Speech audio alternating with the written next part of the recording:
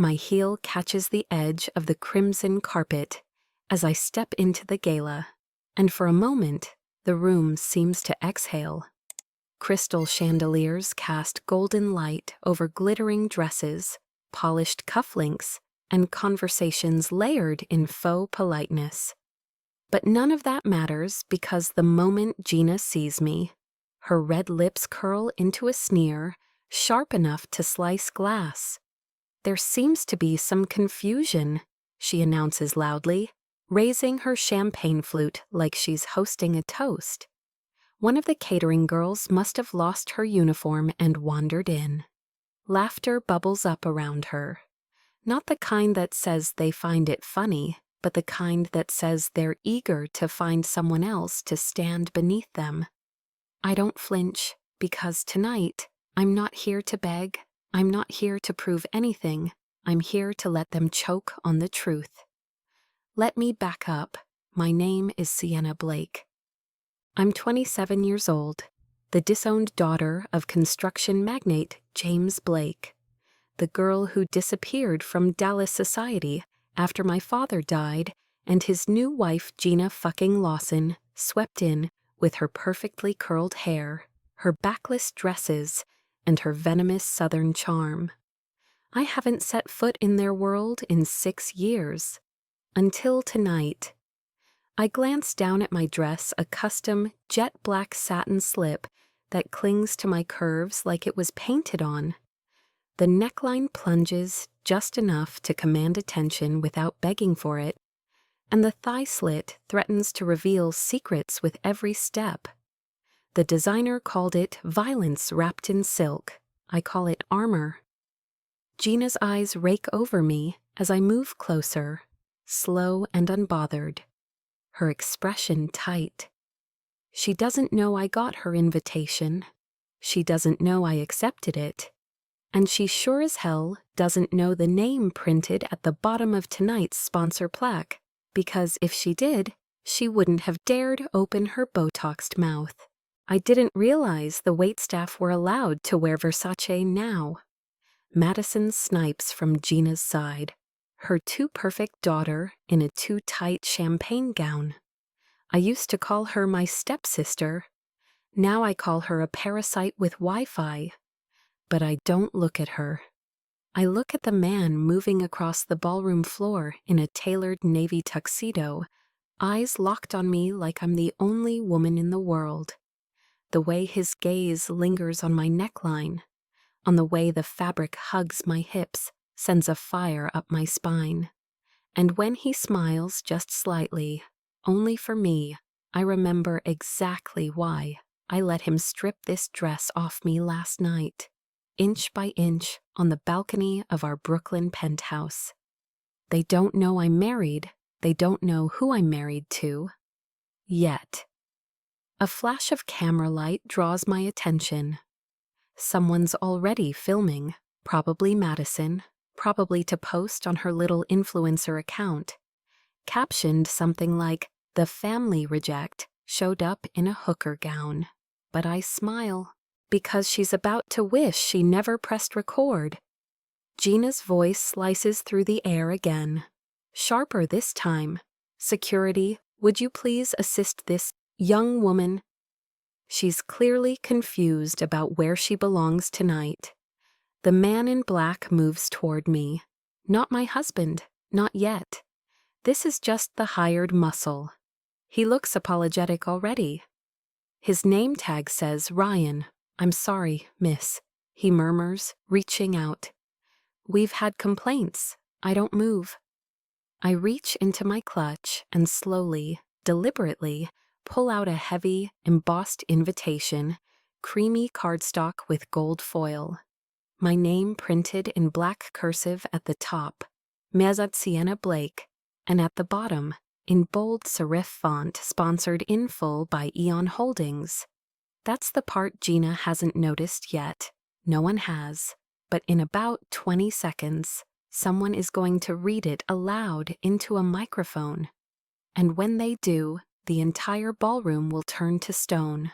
What exactly is Gina trying to hide?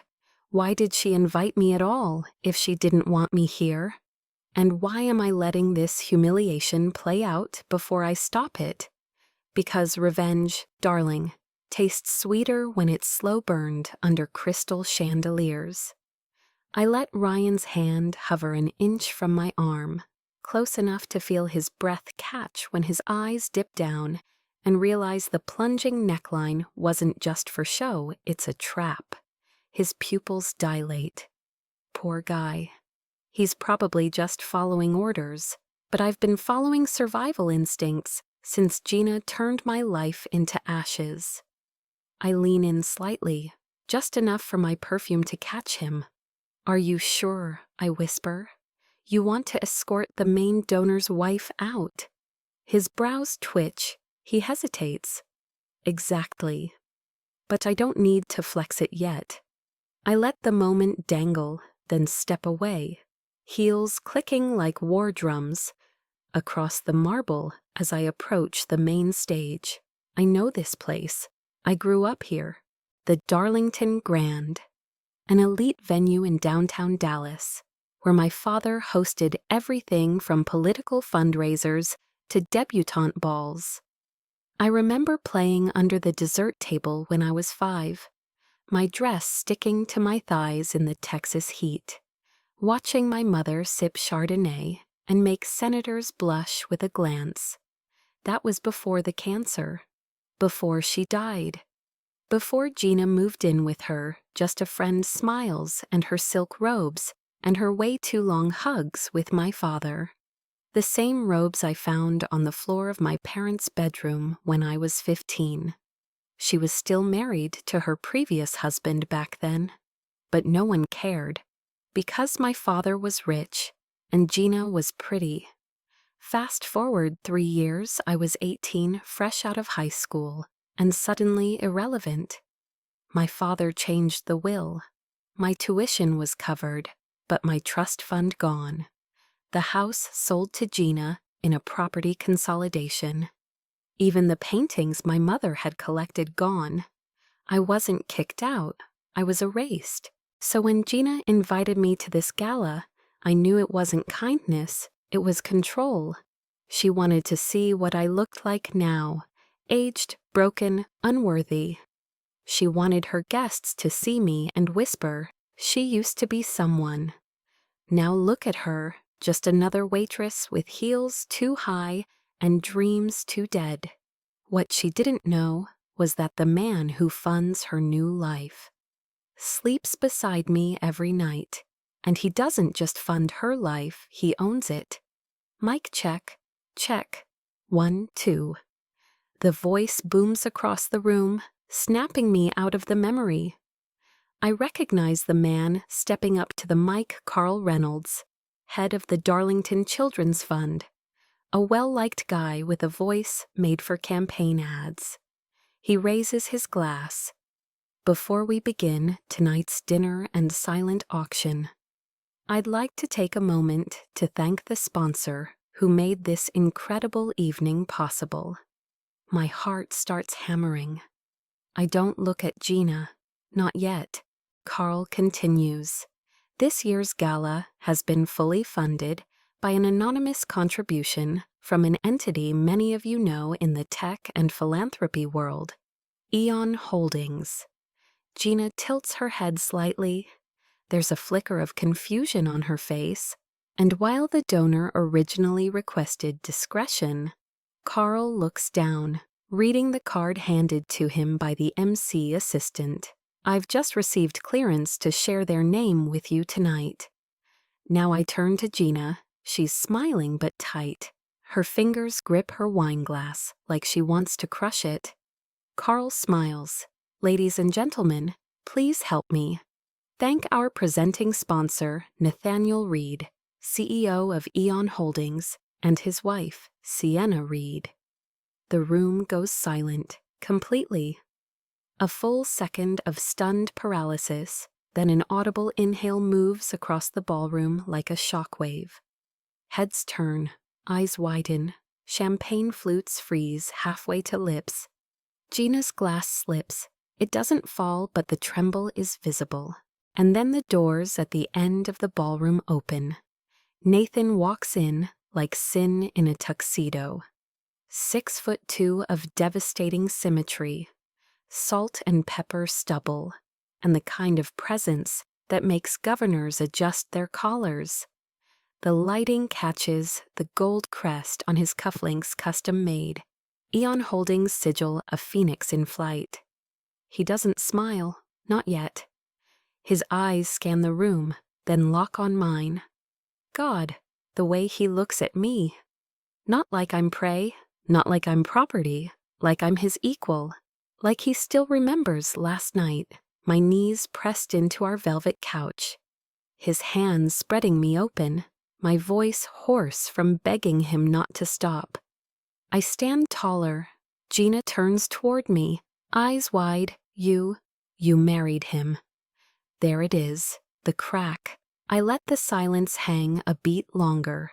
Let her squirm. Let Madison fumble for her phone. Let every donor and socialite do the math in their heads. Then I turn to her, smile, and say, "Didn't you read the name on the sponsor card?" What will Nathan say when he reaches the mic? Will Gina try to twist the story again? And what do I do when the whole room looks at me, not as a victim, but as the woman holding all the power? Nathan strides across the ballroom, and for a second, it feels like the floor shifts beneath us. The guests part instinctively, like they're unsure whether to applaud or kneel. He moves like he's always belonged here because he has. But now he's bringing me with him. Gina's eyes twitch back and forth between Nathan and me, trying to catch up, trying to pretend she's not unraveling. Her voice, when it finally finds the surface, is shrill with desperation, cloaked in fake charm. "Mr. Reed." My God, this is such a surprise. We had no idea you were funding this event. Nathan cuts in, his voice smooth and dangerous. I imagine that was the point. Anonymity. He glances at Carl. "Until tonight." "And your wife," Madison interjects, forcing a sugary smile as she walks forward. "You've really kept her under wraps. Sienna never mentioned." Nathan's eyes flick to her like a blade. Sienna doesn't owe anyone here explanations, especially not people who treated her like a stain on their white linen lives. Boom! A visible wince rolls across the front row. Madison's cheeks flame red. Her smile wobbles, then drops entirely. She starts, but Nathan isn't listening. He's turned to the crowd now, and his voice carries with the precision of a courtroom killer. "When my wife told me she'd been invited to tonight's event, I encouraged her to come. I thought foolishly that her presence might be a chance for reconciliation, a gesture of goodwill from a family that had, by all accounts, shut her out after her father's death. I watch as Gina stiffens like she's been struck, but instead..." Nathan gestures around the room. "Instead, I walked into a public spectacle, a woman humiliated in front of her father's friends, her family, and members of the community, for what, alas, a power play, some desperate attempt to make her feel small again." Silence. He steps closer to me, placing a firm, deliberate hand at the small of my back, the same hand that was gripping my throat hours earlier while I moaned his name. "She's not small," he says, voice dropping. "She's never been small. You were just too insecure to let her shine." A wave of whispers stirs behind us, people shifting, thinking, recalculating. Gina tries to salvage it. There's clearly been some misunderstanding. If we'd known she was married to... "That's exactly the issue," I cut in. My voice is calm, steady, louder than I thought it would be. "You would have treated me with respect if you knew who I married, but you didn't, so you showed me who you really are. You treated me exactly the way you always have, like a mistake my father made. Gina pales. And I'm not done. Tonight wasn't an accident. You wanted me here to parade me, to remind me that you won, that I don't belong. You wanted the room to laugh at me. I pause, sweeping my gaze across the silent crowd.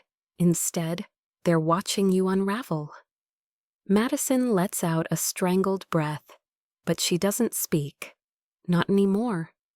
Not when half the room is still recording on their phones. I turn to Nathan, my voice softer now. Do you have anything else you want to say? He glances down at me, then back at the crowd. Just this. The Reed Foundation is pulling out of all future partnerships with the Matthews-Lawson Family Trust, effective immediately. We'll be reallocating our support through direct hospital grants. You can send your thank you cards to my wife.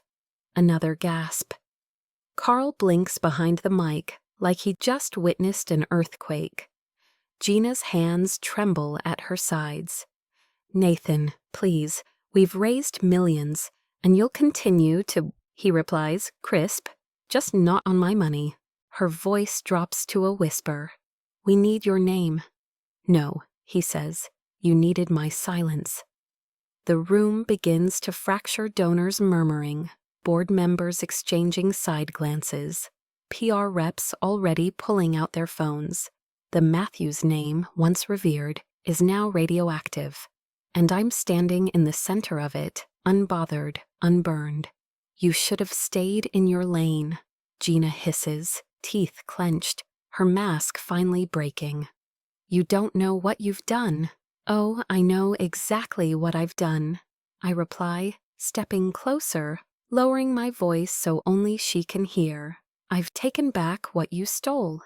She blinks, which was my father's name, his legacy, my place in it. Gina scoffs. You're not even on the board anymore. Not yet. Her eyes narrow, but deep down, she knows it's over. Madison knows it too, and so does the crowd. What will I do now that I've broken their illusion? Will I leave them in ruin or let them wither slowly? And what secret weapon do I still have up my sleeve that even Nathan doesn't know about yet? The ballroom hums like a hive of nervous insects. Somewhere near the silent auction table, I hear a glass shatter someone's hand, trembling too hard to hold their stemware. Or maybe someone just realized their name was tied too tightly to Gina's ship, and that ship is sinking fast. Nathan leans in, lips brushing the shell of my ear. You want to leave. His voice is low, intimate, meant only for me. It reminds me of how he sounded last week in our Paris hotel suite, after he bent me over the balcony railing and whispered all the filthy things he planned to do to me before breakfast. But now there's a different kind of tension in his voice, protective, controlled. I shake my head. Not yet. Because this isn't finished. Gina may have been publicly embarrassed, but humiliation isn't the same as justice. And there's still something left to reveal something that will make her beg for mercy behind those bleached teeth.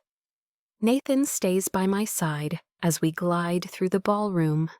Guests part for us like we're royalty, but no one knows what to say. Some mutter greetings, most just nod, stunned. I catch Patricia Aldridge, one of the old society wives, mouthing something to her friend as we pass. She married Reed, and Gina tried to throw her out. I smile faintly. Good, let them talk, let them keep talking. At the champagne tower, I pause, across the room. I catch Madison watching us like a feral cat. Her arms are crossed, fake diamond clutch under one armpit, jaw clenched like she's chewing glass. Her confidence is cracked, that smug smile of hers. Gone. I raise my glass to her, just slightly. Her nostrils flare. She storms toward us. Nathan turns, sensing her approach before I say a word. His posture straightens, one hand still warm at my waist, the other casually holding a scotch, like he's waiting to body check a threat at a board meeting. But I shake my head again. Let me. Madison stops a few feet away. So, what is this? Your little revenge parade? I tilt my head. Is it working? You think you're better than us now. Her voice is low but laced with venom. Because you married well? I take a step closer, close enough to smell her perfume, too sweet, too forced. No, Maddie. I think I've always been better. I just stopped apologizing for it. Her mouth opens, but I cut her off.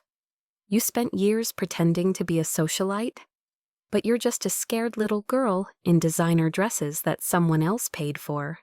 You need approval like oxygen. I used to want it too. From you, from Gina, from all of you. I pause, but I stopped needing air from people who never let me breathe. Her jaw flexes. Her eyes flick to Nathan like she's hoping he'll step in, defend her, save her. He doesn't even blink. You don't belong in our family, she spits. You never did. Funny, I say, raising my brows. Because according to the Texas State Registry of Estates, I do. Madison stills. What I take out my phone and tap the screen. A PDF document opens, one I've kept buried for years. One that Gina never thought I'd find. One my father, in his final months, scribbled in shaky but unmistakable pen. His original will. I hold it up for Madison to see. You know what this is. She doesn't answer. This is the version of my father's estate plan that you and Gina never wanted anyone to see.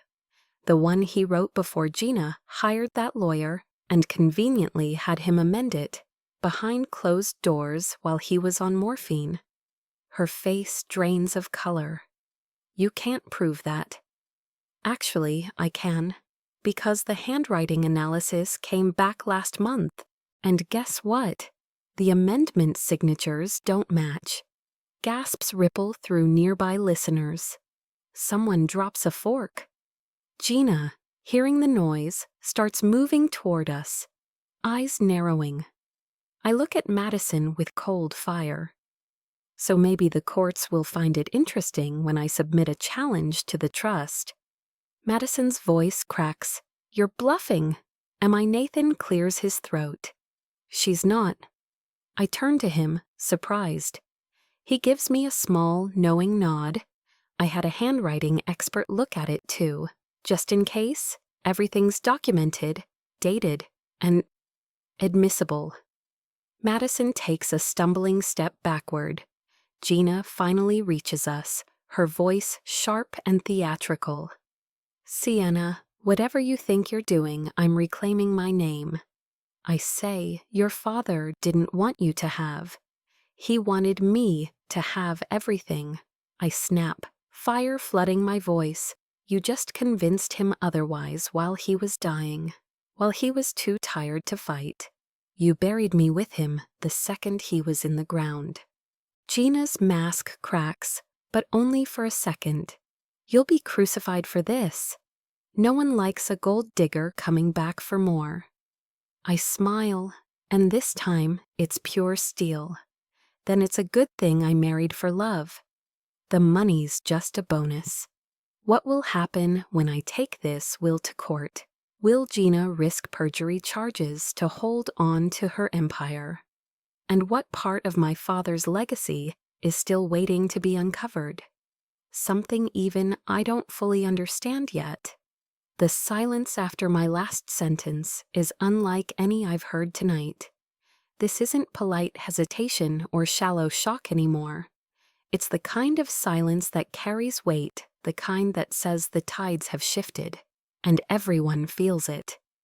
Gina blinks rapidly, her lips parting, closing, parting again. It's like she's buffering, processing. dying to say something, but not sure which version of her lie will still hold water. I don't give her the chance. I take another slow sip of my champagne, let the bubbles dance on my tongue, and then lean just slightly toward her. It must be hard, I murmur, realizing your little showpiece daughter may not be the only one with a stake in the empire. I don't know what lies you think you've uncovered, she snaps, but her voice is thinner now, strained. You're not going to destroy everything your father built just to punish me. I cock my head. Gina, I am what my father built. He just didn't get to finish. Behind me. Nathan slides his arm around my waist again, his thumb brushing slow, possessive circles against the silk of my dress. It's a quiet claim, a promise, but it also feels like a warning to everyone watching she's not alone. I feel him against me, his body solid and warm and humming with heat, like it always does. Like the night we first christened our townhouse kitchen, when I was still in nothing but his dress shirt and the scent of red wine. Bent over the counter, his hands gripping my hips so hard I wore bruises for days. Those bruises were the first time I felt wanted for me, not just what I used to be. Now I'm both. I pull away from Gina and turn to the crowd that's gathered, most of them too stunned to speak, others pretending to be interested in the wine list or their phones. I spot 2 reporters from Dallas Society Monthly whispering furiously to each other. One of them already has her phone raised. Good. Time to let this burn. Thank you all for being here tonight, I say, raising my voice, just enough to carry. I know this event was meant to celebrate generosity, legacy, and community, but sometimes family gatherings become more honest than intended. There are a few nervous laughs. I let them die. You've all known me as the daughter who disappeared, the girl who couldn't handle her grief, the one who walked away from privilege. But you were only ever told half the story.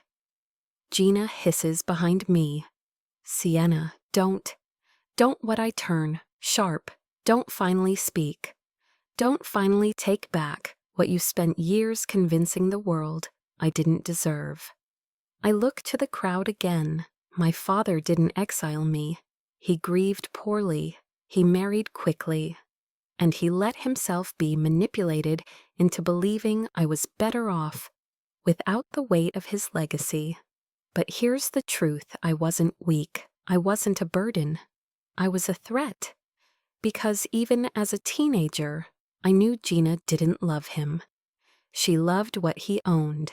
And once he was gone, my voice lowers. She loved how easily she could erase me.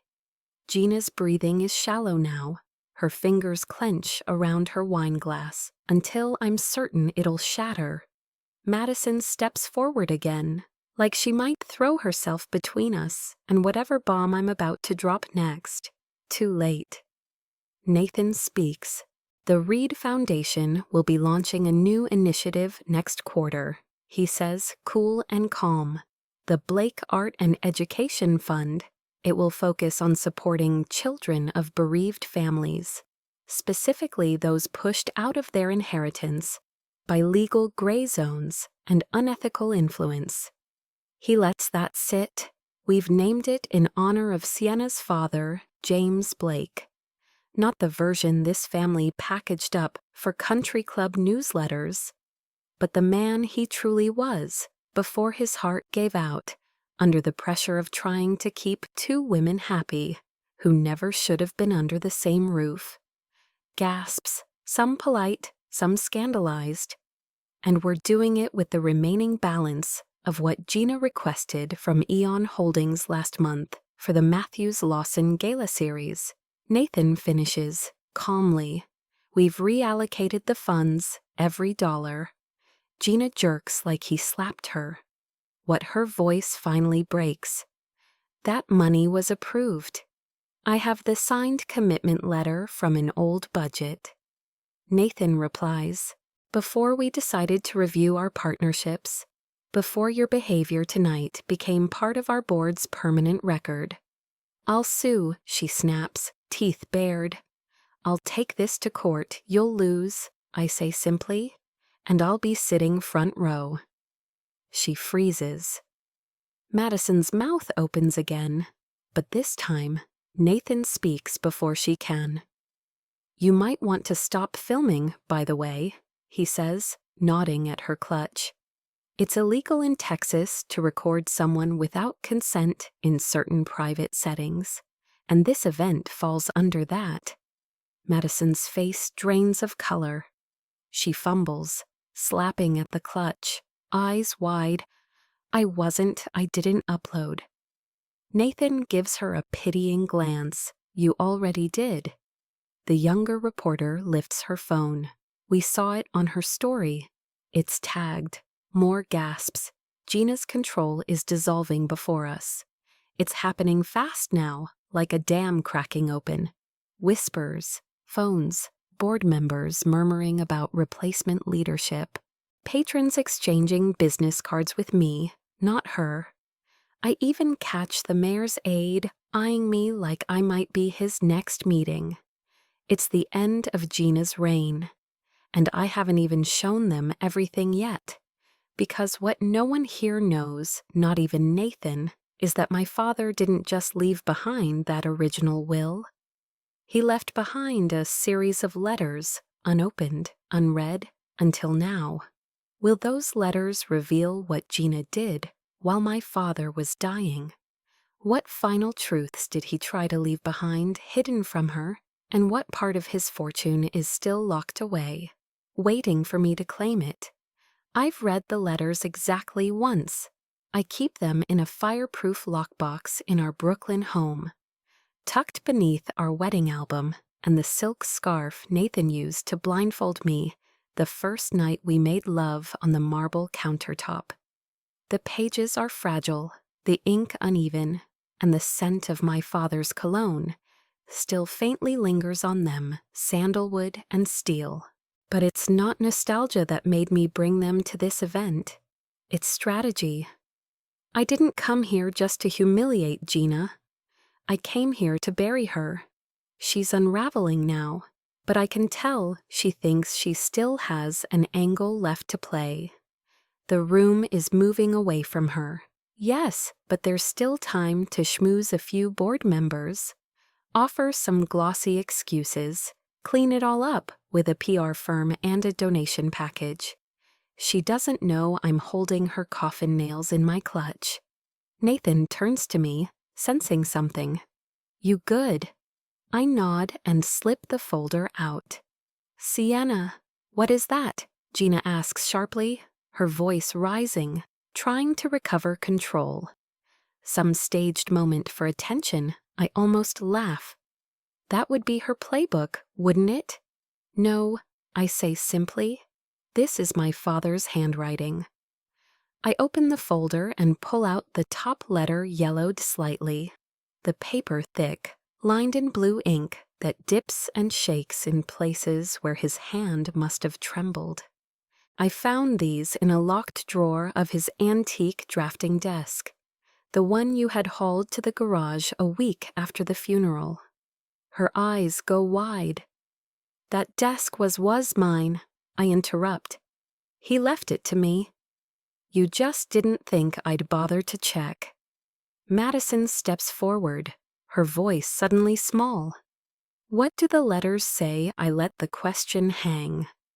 The crowd leans in, just slightly. Nathan places a subtle hand on the small of my back again, grounding me. They say, I begin unfolding the page, that my father knew he'd made mistakes, that he was manipulated, that he let grief silence his instincts. He writes about the way Gina isolated him, about the documents she pushed in front of him, about the people she removed from his life, including me. Gina's face drains of all color. I hold the letter up, reading from it directly. If she's reading this, then I failed to protect her twice. Once when I let her mother slip away without leaving her something solid to stand on, and again when I trusted a woman who loved my money more than my name. A hush falls across the room. It's absolute. I wanted to fix it. I tried to. But she always found ways to keep Sienna away. And now, I think it's too late.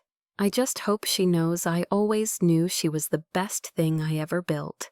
Better than any tower, any company. She was my legacy, not Gina, not Madison, my girl. I fold the letter, silence, then, from the back of the room, someone claps, one beat, then another, then the whole damn room erupts. Not in cheering, this isn't a movie, but in something better. Support, approval, shifts, hands are shaking mine. A donor pats Nathan's shoulder and whispers something. A hospital rep is already pulling out a folder to discuss restructuring leadership. And Gina looks like she might vomit into the $10,000 centerpiece she commissioned with my father's money. But I'm not done yet. I walk to the podium, Carl steps aside, and I face the guests. For those of you wondering, yes, legal proceedings are in motion. A judge has already reviewed the letter. DNA analysis confirms my father wrote it. A fresh gasp. Gina mutters something, I don't catch it. Madison looks like she might cry. For years, I thought the only way to heal was to disappear, to get as far from this legacy as I could. But it turns out, healing doesn't always mean running away. Sometimes it means returning, taking your place at the table. And sometimes, I glance back at Gina. It means building a new one entirely. Nathan joins me at the mic. We'll be relocating the Blake Fund to a new headquarters here in Dallas. Sienna will serve as executive director. We'll be funding programs her mother once dreamed of, founding support for single parents, cancer patients, and arts education for underprivileged kids. More claps, more murmurs, more distance between us and them. As we leave the stage, Gina stumbles forward, eyes wide and wet. You don't have to do this, she whispers. You've already won. You got your revenge. I turn slowly. This isn't revenge, Gina. She frowns. Then what the hell is it? I smile. Redemption. Is this really the end of Gina's grip on my family's empire? Will Madison try to claw back her piece or disappear into another influencer fantasy? And what happens when power is finally held by someone who remembers what it felt like to have none? I don't look back as we exit the ballroom. Nathan's hand is clasped around mine, warm, sure, proud. The air outside is cool against my skin, but I feel hotter than ever. Not from nerves, from liberation. We step into the black town car waiting at the curb. As the driver pulls away from the curb, I catch a glimpse of Gina through the back window, standing alone beneath the entrance arch. Face ghost white under the gold chandeliers. The queen dethroned. I rest my head against Nathan's shoulder, exhaling. You okay? He murmurs, brushing a kiss to my temple. I've never felt more alive.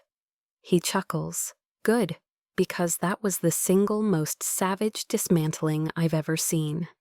And I've negotiated mergers that ended in bloodbaths. I smirk. And yet, no one bled tonight. Emotionally, he raises a brow. Gina may never recover. I sit back, letting the city pass by. But my mind doesn't go to Gina or Madison. It goes to my father, to that final line in his last letter. I hope one day you'll take back the Blake name and wear it like a sword, not a wound. I did. 2 weeks later, the media was still ablaze. Dallas Elite Weekly ran the headline, "The Gala That Ended a Dynasty." Clips of Madison's Instagram story. Her filming me being escorted had gone viral. She tried to scrub it, tried to blame a PR intern, but the damage was done. Brands dropped her. Her podcast sponsors vanished. Her perfect socialite image cracked and dirty, like lipstick smeared after too many tequila shots. Gina was temporarily suspended from the board of the Matthews Lawson Foundation, but I knew she'd never make it back. Her name had become synonymous with deception, cruelty, and public disgrace, and me, I got the keys. The Blake Fund opened its first office downtown in a renovated brownstone glass, brick, and light. We painted the walls in soft tones, lined the hallways with children's drawings, and carved my mother's initials into the welcome plaque. It was ours now, mine. Nathan stood with me at the grand opening, arm around my waist, whispering dirty promises in my ear while the press took our photo. And that night, when we got home, I let him undress me slowly, layer by layer, word by word. His hands ran down my spine, then gripped my hips as he growled against my neck.